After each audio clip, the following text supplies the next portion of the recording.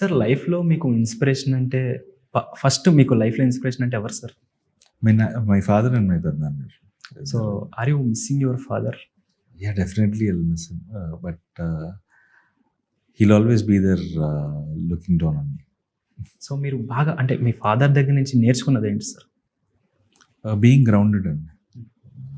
మన ఎంత ఎదిగినా you should know where your feet are. So that is what he taught me from నా చిన్నప్పటి నుంచి అదే నేర్పించారు. And respecting people. So I learned a lot of things. ఇవాళ నేను ఏదైతే ఉన్నానో it's all because of my dad. Sir ఎప్పుడు ఫ్రీ టైమ్‌లో ఉన్నప్పుడు లైక్ మీలో ఇంకో చాలా కళలు గూడా ఉన్నాయి. డ్రాయింగ్ ఇలాంటివి గూడా వేస్తూ ఉంటారు. సో మీరు ధోనివి అలాగే ఎన్టీఆర్ గారు వీళ్ళందరూ డాట్స్ వేసి పెట్టి ఇన్‌స్టాగ్రామ్‌లో పోస్ట్ అయితే చేశారు.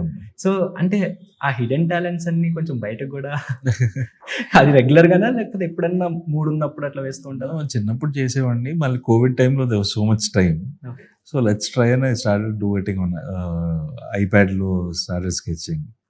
సో ఎప్పుడైనా టైం ఉన్నప్పుడు ఐ స్టార్ట్ స్కెచింగ్. అండ్ చాలా బాగున్నాయి సార్. అంటే చూడడానికి కూడా అంటే ఒక పర్ఫెక్ట్ ఆర్టిస్ట్ గీస్తే ఎలా ఉంటాయో అట్లా సార్. అంటే మీరు చిన్నప్పుడు నేర్చుకున్నారా లేకపోతే by your own? I use to do little bit of art అంతే. కానీ ఎన్టీఆర్ గారి పిక్, శ్రీ విష్ణు పిక్ చాలా బాగా గీశారు సార్. రియల్లీ నేను అవన్నీ చూసినప్పుడు అనుకున్నా సారే గీసింది అసలు ఎవరు గీశారు కానీ really wonderful sir. Thanks.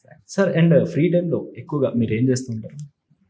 I spend time mostly at home and or at with friends and I like traveling a lot. So అటు ఇటు తిరుగుతుంటాను. సో మోస్ట్లీ అదే చేస్తాను.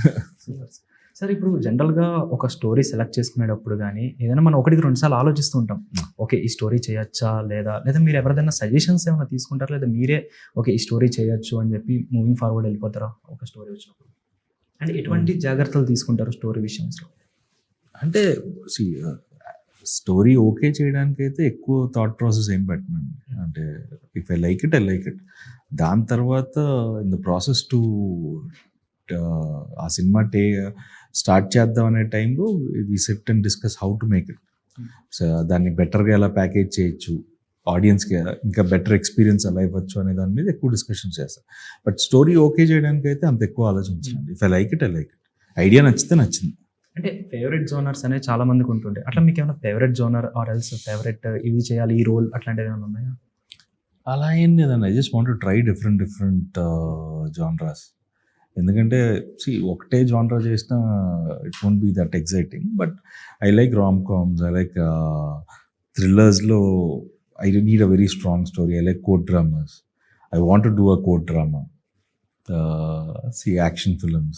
రకరకాలు. But when you get the right script, I don't mind doing it. Sir horror genre మర్చిపోయారు. అదొక్కటి కొంచెం నాకు but దాంట్లో కూడా ఎగ్జైటింగ్ కాన్సెప్ట్ ఏమైనా వస్తే చేస్తానేమో. సో హర్రర్ అంటే ఇందాక మీరు చెప్తున్నప్పుడు నేను విన్నాను బేసిక్గా హర్రర్ అంటే కొంచెం మనకు డబ్బులు ఇచ్చి భయపడ్డం ఎందుకనేది. అంటే ప్యూర్ హారర్ చేయలేను. Horror comedy I can try చేయొచ్చు. Yeah.